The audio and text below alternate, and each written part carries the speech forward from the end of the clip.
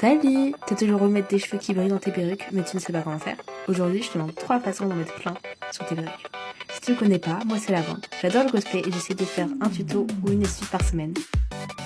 Pour la première méthode, ça va seulement s'appliquer aux couettes. Donc tout d'abord, il faut prendre quelques cheveux. Tu vas les plier en deux et tu vas mettre les pointes de façon à ce qu'elles soient de la même longueur.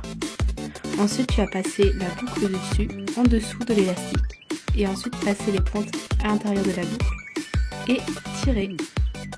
En soi, ça tient très bien comme ça, mais pour une meilleure durabilité, c'est mieux de faire un nœud, entre les deux cheveux, comme cela. Et ça tiendra, je pense, super longtemps. Pour la deuxième méthode, il va falloir de la colle en plus.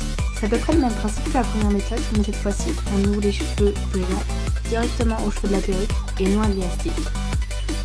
Donc il faut prendre une toute petite mèche de cheveux et passer la boucle autour de la petite mèche pour ensuite faire un nœud qu'on va tirer comme ça. Et après on va faire quelques nœuds simples, vraiment bien serrés, et mettre un point de colle à la base pour vraiment que ça tienne bien et longtemps. Parce que fait le fait, j'ai pas réussi à enlever certains des cheveux qui brillent à cause de ça.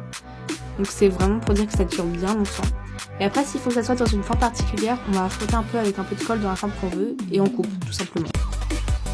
Pour la troisième méthode, on va coller l'entièreté de la mèche là où on veut.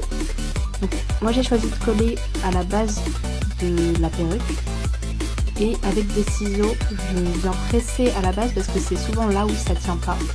Et après, genre, on frotte avec un peu de colle là où on veut que ça tienne, mais vraiment un petit peu parce que sinon ça peut faire un effet brillant un peu bizarre. Et on vient couper là au bout de la pointe et on pince un peu avec le doigt. Puis on repince avec les ciseaux pour que ça tienne bien.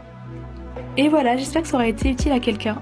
En tout cas, si vous avez des conseils pour m'aider à m'améliorer dans mes vidéos de ce genre, n'hésitez pas à me les écrire en commentaire parce que j'ai vraiment pas l'habitude. Bisous bisous!